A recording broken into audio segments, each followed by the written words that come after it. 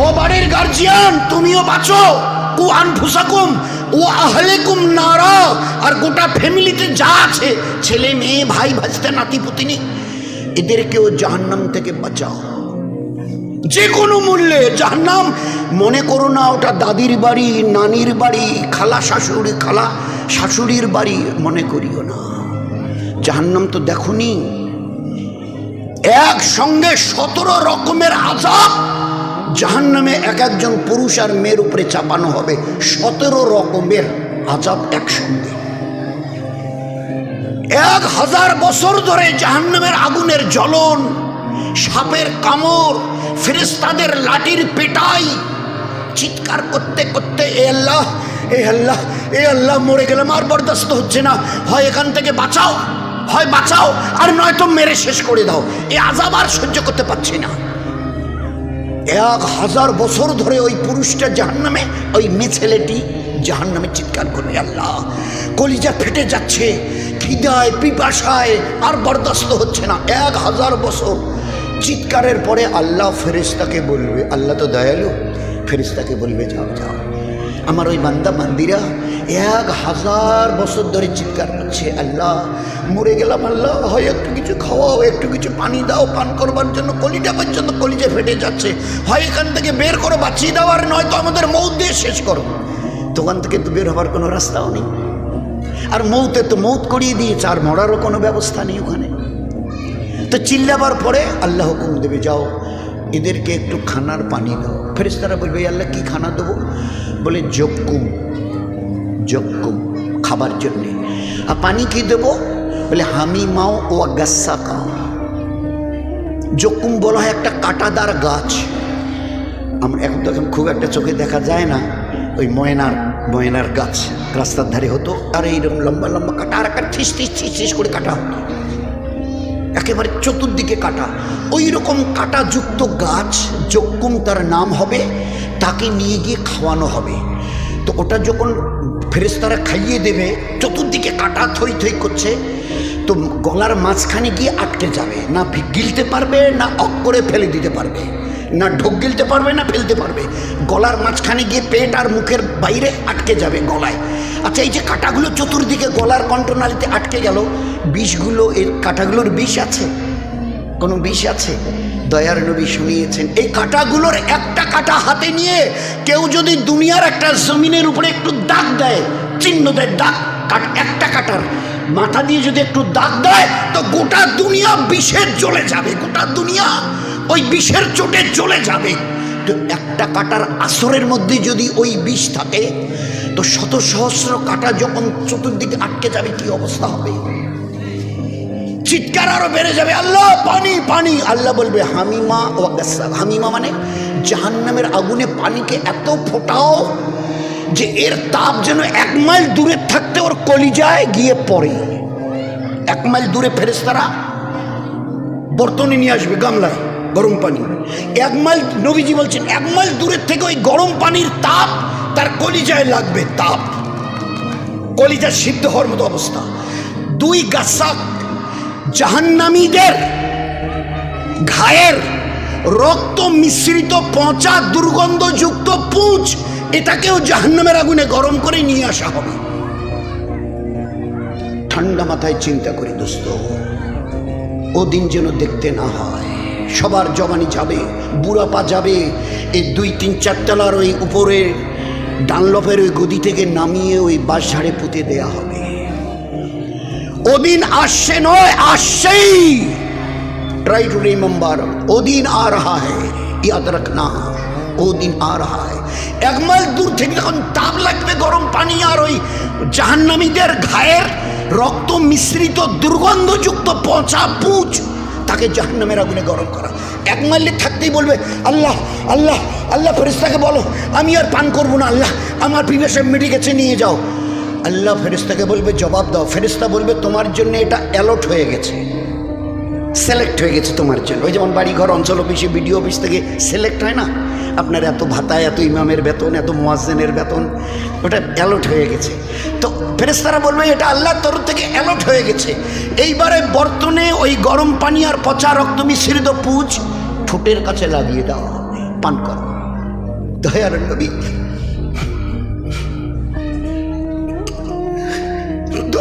সাল্লাল্লাহু আলাইহি সাল্লাম বলছেন, যখন এই পেয়ালা এনে ওই গামলা এনে গরম পানি আর পুজের ঠোঁটে লাগানো হবে, তো লাগানোর সঙ্গে সঙ্গে এই ঠোঁটটা ফুলে গিয়ে পায়ের কাছে এসে পড়ে যাবে।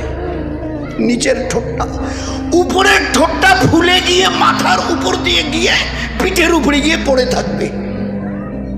হুজুরের উম্মত, হুজুরের উম্মতের মা বোন, ওই দিন আসার আগে জীবনটাকে একটু বাঁচা,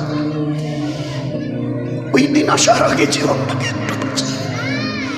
এ তো শুনছি, বরদাস্ত হবে তো, বরদাস্ত হবে তো।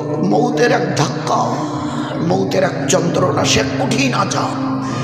কবরের আযাব তার চাইতে লক্ষ কোটি গুণ বড় বেশি।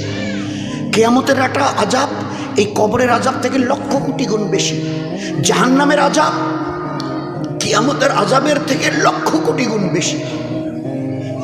বলো, আল্লাহর নবী এক সময় কিয়ামতকে বোঝাতে গিয়ে মায়েশা জিজ্ঞাসা করেছিলেন, উত্তর দিয়েছে। আমি হাদিসটা লম্বা করতে যাচ্ছি না, খালি সারাংশটুকু।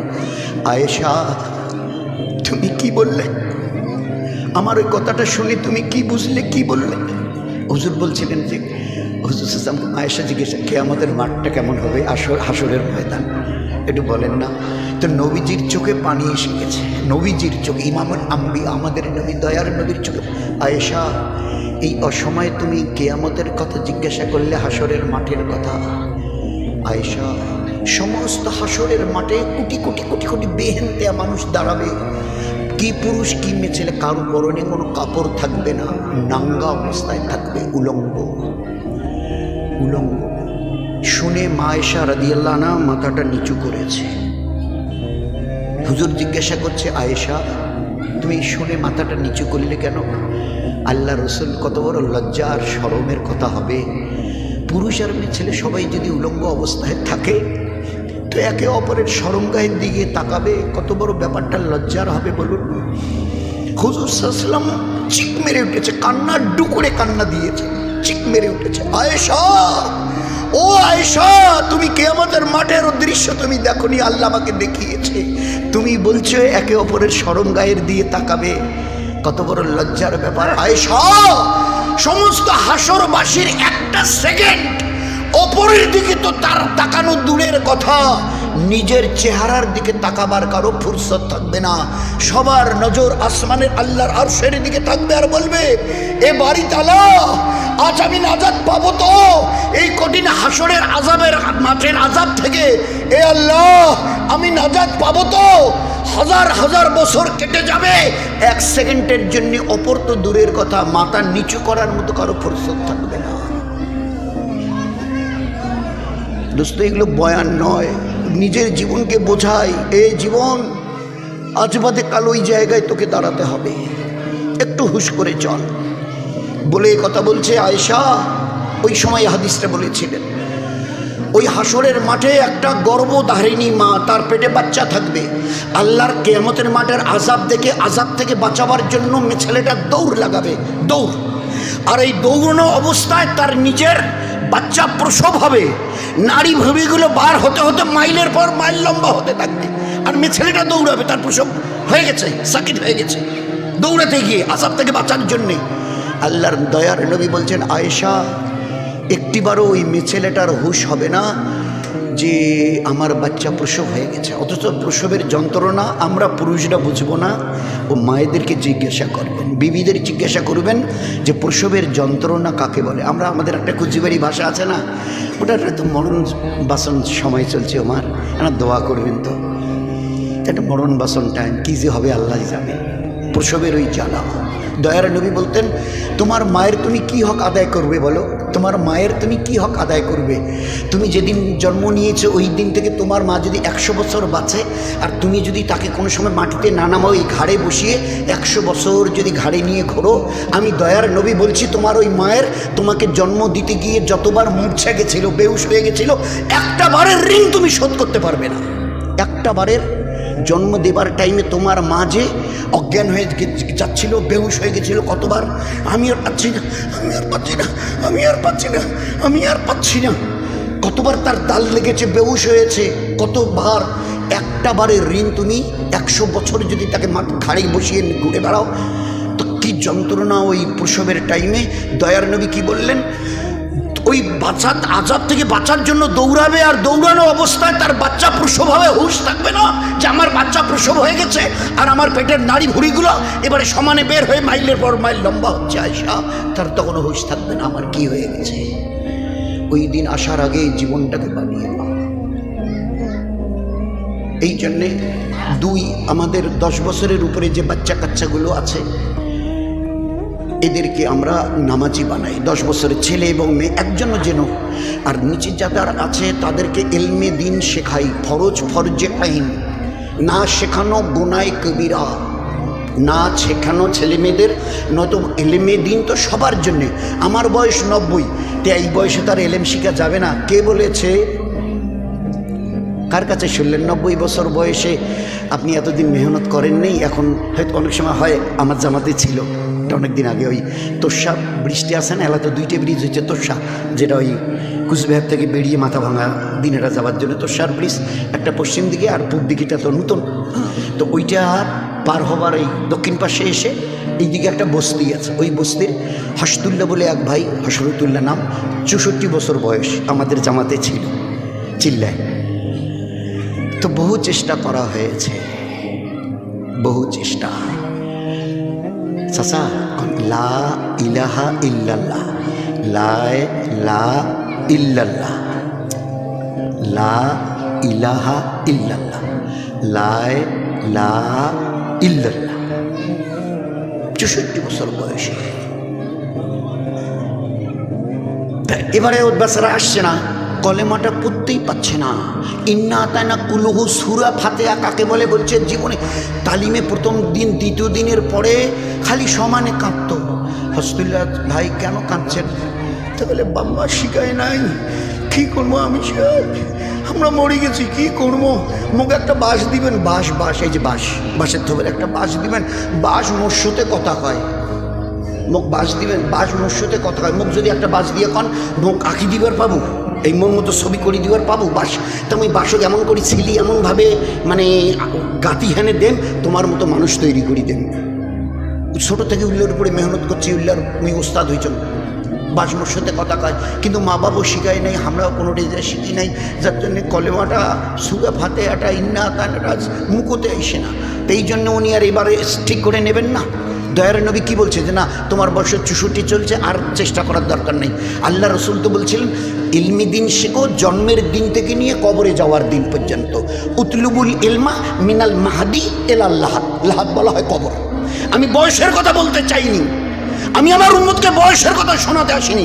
ইলমি দিন এত বড় ফরিজা যে জন্মের দিন থেকে শিক্ষা শুরু করো, আর যতদিন কবরে যাওনি। এখন বয়স কত চলছে চাচা? বলে 104 বছর। বলে এখনও আপনাকে এলমি দিন শিখতে হবে। নবীজি বলেছে কবরে যাওয়ার দিন পর্যন্ত। তো নিজেরও জন্যে তালাবুল ইলমে ফরিদা আলা করলে, তো নিজেরও জন্যে, বাচ্চা বাচ্চাদের জন্য। তো 2 এলমি দিন শেখানো। 3 বাচ্চা বাচ্চাদের সুন্নত তরিকায় তরবিয়াত করি। শর্ট করি এবার, সুন্নত তরিকায় তরবিয়াত। আপনাদের এলাকায় এই কি যেন বালাঘাটের আপনাদের এলাকায় হয়তো নাই, বাইরে গিয়ে দেখবেন। আগে মা, একদিন কয়েক আগে আমাদের মুসলমানের ঘরের মায়ের কোলে যখন বাচ্চা কাঁদতো না, দুধ পিতা হুয়া ছোট বাচ্চা, তো মা বলতো আব্বু চুপ চুপ, এই মা চুপ চুপ, বাঘ আসবে, ভালুক আসবে, হাতি আসবে, গন্ডার আসবে। এই মাই পিছনে সাহাবারা, তাদেরও কোলে বাচ্চা কাঁদতো, সাহাবাদের মায়েদের কোলে ছোট বাচ্চা কাঁদতো। সাহাবাদের মায়েরা কি বলতো? আম্মি চুপ চুপ, আব্বু চুপ চুপ, আল্লাহ আসবে, রসুল আসবে, ফরিস্তা আসবে, কিয়ামত আসবে। একই মা সেদিনের মা দুধ পিতা হুয়া বাচ্চাকে বলতো আল্লাহর কথা, রসুলের কথা, ফরিস্তার কথা, কিয়ামতের কথা। আর আজকের দিনের মায়ের কোলে, মুসলমানের মায়ের কোলে বাচ্চা কাঁদলে বলে চুপ, বাঘ আসবে, ভালুক আসবে, হাতি আসবে।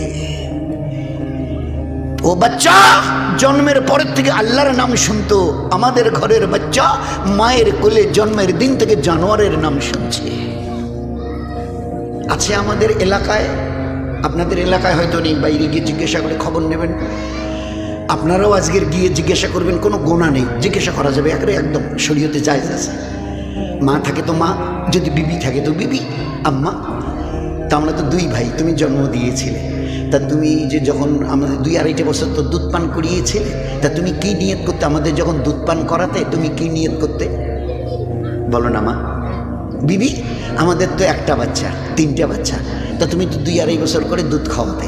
ছোট বাচ্চাদের 2.5 বছর পর্যন্ত ইমাম আবু হানিফা রাহমাতুল্লাহ রায় দুধ পান করা। তা বাচ্চাকে যে দুধ পান করাতে কি নিয়ত করতে তুমি? তো এরা আসমান থেকে পড়বে, আসমান থেকে বাচ্চাকে দুধ খাওয়াবো, তো আবার নিয়ত কিসের? ওটা কি নামাজ না রমজানের রোজা? এরা তাজ্জব হয়ে শুনবে যে বাচ্চাকে দুধ পান করাতে আবার নিয়ত করতে হয়। 1,00,000 সাহাবাদের মা, একজন মা খুঁজে পাওয়া যায়নি যে মা দুধ পান করাবার সময় বিনা নিয়তে তার বাচ্চাকে দুধ পান করিয়েছে। একটা মা খুঁজে পাওয়া যায়নি, লাখের একটা। দুধ পান করাতে গিয়ে কোলে নিয়ে পর্দার মতো জায়গায় বসতো, পর্দার সঙ্গে সিনা খুলতে হবে, নিয়ত করতে, আল্লাহ এর দুধ পিতা হওয়া ছোট বাচ্চা, অবুঝ বাচ্চাটাকে দুধ পান করাচ্ছি, আগামী দিনে ছোট থাকবে না, বড় হবে, আর ওর মা আমি এই নিয়তে দুধ পান করাচ্ছি, আগামী দিনে বড় হয়ে আমার এই বাচ্চা যেন অলি আল্লাহ, গাউস, কুতুব, আবদাল যেন তৈরি হয়। এই নিয়তে মা তার বাচ্চাকে দুধ পান করাতো। এই নিয়তে আমরা আমাদের বাচ্চাদের বলি, এই আব্বু এদিকে, ওই দেখ তোর খালা খালু আসছে, যা দৌড়ি গিয়ে সালাম দে। আমার 1-1.5-2-3 বছরের ছেলে মেয়েটাকে আদব শিখিয়েছি, বাড়ি থেকে এলে গেলে সালাম দেয়। হ্যাঁ, কিছু শেখাচ্ছি না এ কথা নয়। ওই তোর খালা খালু যাচ্ছে, মা কোলে নিয়ে হাত পাচ্ছে, ভাই সাহেব ওই যে তোমার ভাইস্তা দেখো, যে টাটা দিবে লাগছে, টাটা। তোর নানা বাড়ি যাচ্ছে, নানা যে টাটা দে, টাটা দে, নানিমা টাটা টাটা টাটা। এখনো যে আল্লাহ তার জমিনের উপরে আমাদেরকে বাঁচিয়ে রেখেছেন, জমিনকে 2 ভাগ করে, আল্লাহ পাক ডুবে গারত করে দেয়নি, এটা তার দয়া মেহেরবানি ছাড়া কিছু নয়। নাম নিচ্ছি শ্রেষ্ঠ নবীর, আমি নাকি শ্রেষ্ঠ উম্মত, আর আমি আর নিজে মা হয়ে আর বাপ হয়ে বাচ্চা বাচ্চাকে ইহুদ আর নাসারা টাটার বাই বাই শেখাচ্ছি। মা বলছে ওই ঘরে তোর আন্টি আছে, ডেকে দে তো, আন্টিকে ডেকে দে। তোর আঙ্কেলকে ডাকতো, আঙ্কেলকে ডেকে দে। আমার নবী কিছু শেখাতেই পারেনি, কিছুই ছিল না তার কাছে। হায় রে আফসোস, ধিক শত ধিক আমাদের। আমি মাঝে মাঝে বলি, আপনারা যখন ওই কাক হয়ে ময়ূরের পাখা লাগান, কাক হয়ে ময়ূরের পাখা, এইবারে গিয়ে কোনো সোনার দোকানে, মিষ্টির দোকানে, কাপড়ের দোকানে গিয়ে যখন বাচ্চারা আঙ্কেল আন্টি এইসব বলে, তখন বিনা পয়সায় মিষ্টি খাওয়ায় তো, বাসের কোনো ভাড়া নেয় না তো, গয়না নিলে কোনো দাম দিতে হয় না তো। তো এইসব কিসের জন্য এই বলছেন? আল্লাহ পাক কোরআনে করিমের মধ্যে খালা খালু দাদি দাদা এগুলো কিচ্ছু শেখায়নি। আমাদের নবী কাকে কি বলে ডাকতে হবে, মামা মামানি কিচ্ছু শেখায়নি। খালুজি খালি খালা আম্মা কিচ্ছু শেখায়নি। ফুপাজি ফুপু আম্মা কিচ্ছু শেখায়নি। আমাদের নবী কিচ্ছু জানতো না। গোটা দুনিয়া আজকের যেখানে বিজ্ঞানের তরক্কি করেছে, গোটা দুনিয়া জ্ঞান আর বিজ্ঞানের মডার্ন টেকনোলজির যেখানে তরক্কি উন্নতি করে দাঁড়িয়ে আছে, আমার নবীকে জ্ঞান ও বিজ্ঞানের যেখানে পৌঁছে দিয়েছিলেন, ওই জায়গায় এই দুনিয়ার মডার্ন সায়েন্সকে পৌঁছতে আমি কসম দিয়ে বলছি কয়েক লক্ষ বছর যাবে তোমাদের। চিনি আমরা আমাদের নবীকে। একটা সুন্নতকে বুঝতে 1400, 2টা বুঝতে কতদিন যাবে? গোটা জীবনের সুন্নতগুলোকে বুঝতে। আমি তোমাদের নবী বলছি, কোনো গরম খাবারে ফু দিও না, নাক দিয়ে হোক মুখ দিয়ে হোক। আমি নবী মানা করছি। নিঃশ্বাস নিলে O2 অক্সিজেন যায়, আর ওই হাওয়াটাই ভিতরে গিয়ে বেরিয়ে আসে, CO2 কার্বন ডাই অক্সাইড হয়। এটা আমার নবী জানলো কি করে? ও দুনিয়াওয়ালারা জবাব দেবে।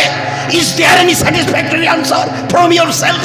আছে উত্তর, আছে জবাব। সেই দিন শুনে আমরা যখন বলতাম, আমাদের মৌলানারা বলতো, ভাই কোনো খাবারে মুখ নাকের হাওয়া দেওয়া যায় না। তো গায়েররা কি বলতো? দুনিয়ার তরক্কি যারা করতো তার, এগুলো তোমাদের ধর্মের বাড়াবাড়ি।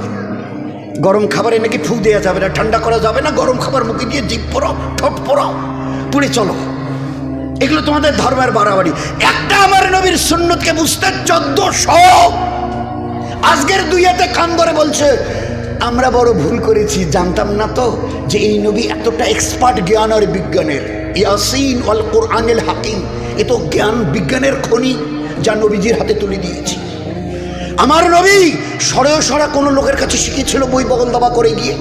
কেমিস্ট্রি পড়েছিল, অক্সিজেন, হাইড্রোজেন, নাইট্রোজেন পেশাবের রাস্তায় NH4 অ্যামোনিয়া বেরিয়ে আসে পানিগুলোতে। আমার নবী কি করে জানলেন? সিগারেটের টান দিলে নিকোটিন তৈরি হয়, আমার নবী কি করে জানলেন? বলেন না, কি করে জানলেন? সাহাবাদের সঙ্গে বসে কিছু একটা পান করছিল, দুধ, কেতাবে এসছে হাদিসে পাতায়, হাদিসে পাকের দুধ। তো একজন সাহাবী ওই অবস্থায় উঠলো। হুজুর জিজ্ঞাসা করলেন, তুমি খেতে খেতে উঠে গেলে? আল্লাহ রসুল একটা মাছি ওই দুধের মধ্যে পড়ে গেছে, ফেলে দিতে যাচ্ছে, দুধটাকে ফেলে দিতে, মাছি পড়ে গেছে। হুজুর কি বললেন? বসো, ওই মাছিটাকে দুধের ভিতরে ভালো করে চুবিয়ে দাও, পুরোটাকে চুবিয়ে দাও, চুবিয়ে দিয়ে মাছিটাকে তুলে ফেলে দিয়ে দুধটা পান করো। 1400 বছর পিছনে উম্মি নবী, উম্মি নবী, উম্মি নবী LTI করতেন। আল্লাহ তার চোখে আর সিনাতে কি এলেম দিয়েছিল। 1400 বছর পরে অনেক টেস্ট টিউব ভাঙ্গার পরে পরীক্ষা করে দেখে এই মাছির দুটো ডানা, এ যখন কোনো খাবারে বসে ডানাটা ঢুকিয়ে দেয়, এতে জীবাণু ভরা আছে, জীবাণু, ব্যাকটেরিয়া, ভাইরাস। এটা যখন ও চুবিয়ে দেয় তো ওটা জীবাণু যায়, আর ডানাটাকে তুলে ধরে। আর এটাকে যদি এবারে চুবিয়ে দাও, এই ডানাটাতে এই জীবাণু নাশক মেডিসিন ভরা থাকে ওর। এই পাকাটাতে, এই বাঁ হাতের পাকাটাতে জীবাণু নাশক ঔষধ ভরা আছে ওর। এবারে এই ডানাটা যদি চুবিয়ে যাও তো নিউট্রাল হয়ে গেল, জীবাণু যেটা এসেছিল ঔষধ চলে গেল, নিউট্রাল। এবারে তুমি মাছিটা ফেলে দিয়ে খেয়ে নাও। চিন্তা করা যায়, ক্যান ইউ ইমাজিন ইট? আমার নবী কে ছিল? যে নবীর পায়ের কাছে যদি দুনিয়াওয়ালারা পড়ে তো তার হক আদায় করতে পারবে না। আর সেই নবীর তরিকা আমাদের কাছে ভালো লাগে না। বাচ্চাদের tata bye bye, uncle aunty, dad mum, আব্বা আম্মা, খালা খালু বলতে লজ্জা করছে। চিন্তা করা যায়, সব মডার্ন। এখন আর মা, এখন আর আমাদের মায়েরা, এরাও তর্কি করেছে, একটু আপ টু ডেট হয়ে গেছে। এখন আর বাচ্চা কাঁদলে, কদিন আগে বলতো চুপ ভাগ ভালুক আসবে, এখন আর বলে না। সত্যি বলছি, এখন বলে না। কেন? একটা ভালো জিনিস পেয়ে গেছে, আর আমাদের ওগুলো বলতে হয় না। কি করে? কাঁদছিস তো, তোকে চুপ করার ব্যবস্থা আমার জানা আছে। এই যে ছোট্ট চালু করে দিল, 10 দিনের বাচ্চাটা টোয়া টোয়া কাঁদছে, আস্তে করে কাত করে একটু শুইয়ে দিয়ে পিঠটাতে একটা বালিশ দিল, আর ওর সামনে একটা বালিশ দিয়ে ওইটা চালিয়ে দিল। যত বেহায়া ছবি, বেহায়া নাচ, উলঙ্গ ছবি, উলঙ্গ গান, উলঙ্গ যা কিছু, বেহায়া। এইবারে ঘাটটা একটু কাত করে দিয়ে বালিশ এপাকে একটা দিয়ে পিছনে একটা কাপড় দিয়ে দেখিয়ে দিচ্ছে ঘাট। এই বাচ্চা এবারে দেখে একদম দেখার সঙ্গে সঙ্গে চুপ। মা বলছে, এই বেটা আয় আমার আদরের সোনার পুতলা, ছেলে আর মেয়ে, বেহুদা ছবি দেখে তুই বেহুদা হ, আর আমাকে এবারে তোর কান্নার থেকে বাঁচিয়ে দে। আমি এবারে সংসারের কাজ নিশ্চিন্ত মনে রান্না বান্না, ধোয়া পাকলা যা আছে করি। মা ও দুনিয়ার জননীরা, আপনাদের হাতে পায়ে ধরে অনুরোধ, যা বরবাদ করার করেছেন আর করবেন না, যা সর্বনাশ করার করে শেষ করে দিয়েছেন, আপনাদের হাত পা ধরে বলছি, আর এদের জীবনটাকে নষ্ট করবেন না। গতকালকের উত্তরবঙ্গ কারা কারা দেখেছেন? একটু হাত তোলেন। গতকালকের উত্তরবঙ্গের খবরের কাগজ কারা কারা কেউ দেখেছেন ভাই? আচ্ছা, ওতে মাথা ভাঙার কোনো খবর শুনেছেন? কোনো ছেলে মেয়ের কোনো খবর শুনেছেন? আচ্ছা, না শুনে থাকে তো আমি চুম্বক বলছি, মোর বাড়িতে মাথা ভাঙা, তাই মাথা ভাঙারই। গতকালকের উত্তরবঙ্গের খাটের বাড়ির একটা ছেলে আর মেয়ে বাঁশঝাড়ি গিয়ে রেপ করেছে। ছেলে আর মেয়ে দুইটাই মুসলমান, বাচ্চা বাঁশঝাড়ি গিয়ে রেপ করেছে। ছেলেটার বয়স 11 বছর, মেয়েটার বয়স 6 বছর। কেন বিলিভ ইট? ভাবতে পারছেন কোথায় চলে যাচ্ছি? 11 বছরের ছেলে আর 6 বছরের মেয়ে। গতকালকের খবরের কাগজ উত্তরবঙ্গে,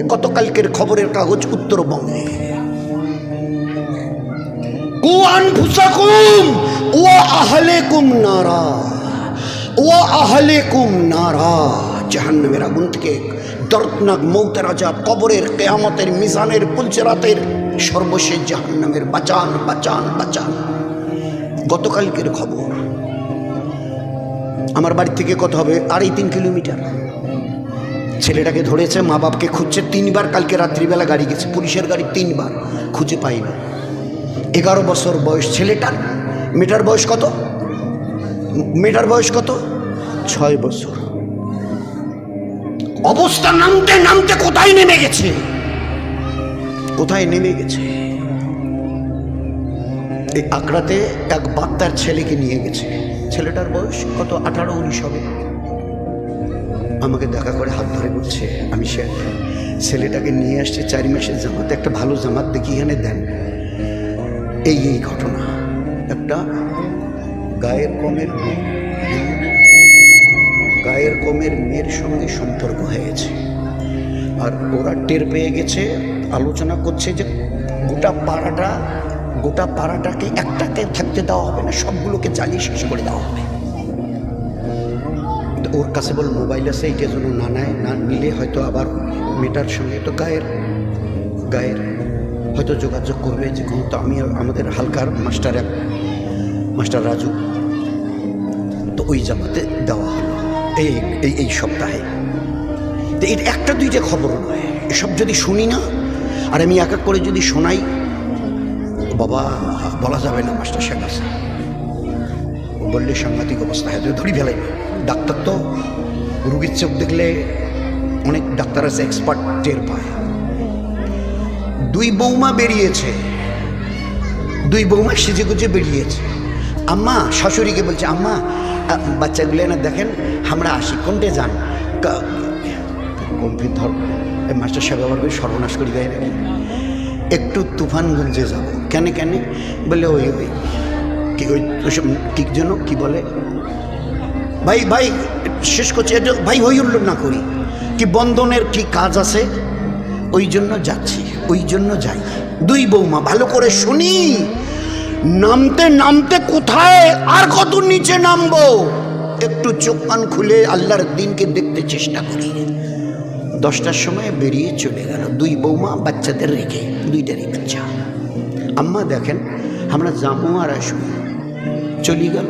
11, 12, 1, 2, 3, 4, 5, নাই। খবর কি? বাচ্চা ছাড়ি চলে গেছে 2 বৌমা, একই বাড়ির 2 ছেলের 2 কুবি। সন্ধ্যার দিকে খবর এলো, বৌমা বাচ্চাগুলো দেখেন, আমরা 2টা ছেলের সঙ্গে চলে গেল। আমরা বাড়ির 2 বৌমা 2টা ছেলের সঙ্গে চলে যাচ্ছি, আমরা এখন ট্রেনে আছি, চলে যাচ্ছি। অধপতনের একটা সীমা আছে মেরে ভাই। একটু দিনকে, আল্লাহকে, আখিরাতকে নিজেরাও বুঝি, বাচ্চা কাচ্চাদের বোঝাতে চেষ্টা করি। স্বামী ছেড়েছে, শ্বশুর শাশুড়ি মা বাপকে, নিজেদের 2 বৌমারই বাচ্চা। আমরা 2টো ছেলের সঙ্গে চলে যাচ্ছি একসঙ্গে। এই আমাদের অবস্থা। এই জন্যে আমাদের 1 বছরের বাচ্চাটা দাঁড়িয়ে পেশাব করলে আমাদের মায়েরা দৌড়ে বলে, আব্বু তুমি এটা কি করছো? আব্বু দাঁড়িয়ে পেশাব করলে আল্লাহ নারাজ হবে, দাঁড়িয়ে পেশাব করা যায় না, আল্লাহ রাগ হয়, আমাদের বাড়ির বরকত কেড়ে নেবে বলে। এই বেটি, আল্লাহ তোর এত ইজ্জত দেয় জানিস, তোকে কি বলে? ইমান। এই ইমানওয়ালি বাচ্চি। আর তুই কিনা মাথার কাপড় দিস না, একটা রুমাল মাথায় দে, ঘরেই থাকার বাইরে। ওলামায়ে কেরাম বলছেন, কোনো মা যদি তার বাচ্চাটাকে এতটুকু আদব শেখায়, এতটুকু আদব, ঘরে এবং বাইরে বের হলে, 4, 5, 8, 10, 15 বছরের মেয়েটার যদি একটু মাথায় করুণা দেওয়া শেখায় না, আগামী দিনে এই মা, এই বাচ্চাটা আল্লাহর অলি তৈরি হবে, আল্লাহর অলি।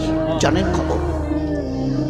আজকের আমাদের মা শিখিয়েছে, কোনো বাচ্চার হাতে অথবা মুখে কোন খাবার দিতে গেলে আব্বু আগে বিসমিল্লাহ বল। এই বেটি, এই কমলা তোকে খাওয়াচ্ছে, আগে বিসমিল্লাহ বল, হাঁ কর, বিসমিল্লাহ বল, শেখায়। কত বড় সর্বনাশ করছেন আপনি এই বাচ্চির। কত বড় মা। বাপের হিস্সাটা একটু কম, বাচ্চাদের তরবিয়াতে বাপেদের হিস্সাটা অংশ কম, এই 10%। 90 এই বাচ্চার তরবিয়াতের জিম্মেদারি মায়েদের। নবীর সামনে, নবীজির সামনে এক মা তার বাচ্চার মুখে, বাচ্চাটা হাঁ করেছে, বলছে হাঁ কর, হাঁ করেছে, তো একদম মুখের কাছে, আমার দিকে দেখেন, একের মুখের কাছে মা তার হাত নিয়ে গেছে বাচ্চাটাকে খাইয়ে দেবে খানা। হুজুর সালাম বসা ছিল সামনে, খপ করে হাতটা ধরে ফেলেছে, ওই মেয়ে ছেলেটা হুজুর সাল্লাল্লাহু আলাইহি ওয়াসাল্লাম ধরে ফেলেছে। তখনও পর্দার আয়াত নাজিল হয়নি। অনেকে ভাববো ও তাহলে আমাদের নবী অন্যর বিবির হাত ধরতে পারে, আমরা ধরতে পারি না। না, নবীজির জন্য জায়েজ, আমাদের জন্যে তো তখনও পর্দার আয়াত নাজিল হয়নি। হাত ধরে ফেলেছেন, স্বাভাবিকভাবে মেয়েটা রেগে যাবে। আমার বাচ্চাটা হাঁ করেছে আর আমি মা খানা তার মুখের কাছে নিয়ে গেছি, আর আপনি তো দয়ার নবী, আপনি হাতটা ধরে ফেললেন, খেতে দিলেন না, রেগে গেছে। এবারে বলছে, বোন তুমি তোমার বাচ্চাকে বিসমিল্লাহ বলতে বলো, তোমার বাচ্চাকে বিসমিল্লাহ বলতে বলো। কারণ হাত তো ধরেই আছে, কি করে আর। এবারে মেয়েটা বলল, এ আব্বু বল বিসমিল্লাহ। যখন এই বিসমিল্লাহ বলেছে, হুজুর সাল্লাল্লাহু আলাইহি ওয়াসাল্লাম হাতটা ছেড়ে দিয়েছে। এবারে খাইয়ে দিল, বাচ্চাটা খাচ্ছে। হুজুর সাল্লাল্লাহু আলাইহি ওয়াসাল্লাম একটু পরে একটু মুচকি হাসলেন, একটু পরে ওখানেই বসে একটু মুচকি হাসলেন। মেয়ে ছেলেটা জিজ্ঞাসা করলো, আল্লাহ রসুল আপনি মুচকি হাসলেন কেন? বাচ্চাটাকে বিসমিল্লাহ বলে খাওয়ানো হচ্ছে, আপনি মুচকি হাসলেন কেন? হুজুর এবার উম্মতকে বোঝাচ্ছে, আমাদেরকে শোনাচ্ছে, বোন শোনো, তোমার বাচ্চাটা যখন খাবার জন্য মুখটা হাঁ করেছিল না, তো আমি তো নবী, আমি দেখছি শয়তানও সে তার মুখকে তোমার বাচ্চার মুখের সঙ্গে মুখ মিলিয়ে হাঁ করেছে। এইবার এই অবস্থায় তুমি যদি ওকে খাওয়াতে, তো তোমার বাচ্চার সঙ্গে শয়তানও অংশ নিত। আর এই বাচ্চা যখন আস্তে আস্তে বড় হতো, তো দুনিয়াতে যতদিন সে বাঁচত এই শয়তানি আমল করত। আর যখনই তুমি তোমার বাচ্চাকে বিসমিল্লাহ বলতে বললে, বিসমিল্লাহ বললো, শয়তান সঙ্গে সঙ্গে ওখান থেকে মুখ সরিয়ে এত জোরে দৌড়াচ্ছিল, দৌড়াতে গিয়ে কখনো পড়ে যাচ্ছে, ফের উঠে ফের দৌড়াচ্ছে, ফের পড়ে যাচ্ছে। তো ওর ওই দৌড়াতে গিয়ে পড়া, উল্টে পড়ে যাওয়া, আর ফের ওই দেখে আমি মুচকি হাসি হেসেছিলাম। ওর দৌড়াতে গিয়ে পড়ে যাওয়া আর ফের উঠে দৌড়ানো, এই দেখে আমি একটু মুচকি হাসি। দয়ার নবীর চোখ, আইকিউ। যেমন হাদিসে পাকের মধ্যে কি এসছে, বিবাহিত কোনো ছেলে এবং মেয়ে যখন একে অপরের সঙ্গে মিলবে, স্বামী স্ত্রী জায়েজ, এই দোয়াটা যেন অবশ্যই তারা পড়ে।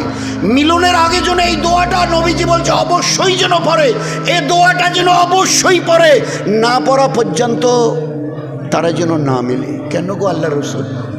বলছে এই দোয়াটা যদি তারা না পড়ে স্বামী স্ত্রী মিলনের আগে, তো শয়তানও তার পুরুষ অঙ্গকে ওতে শেয়ার করাবে। এই ছেলের পুরুষাঙ্গের সঙ্গে শয়তানও তার পুরুষাঙ্গকে অংশ করাবে।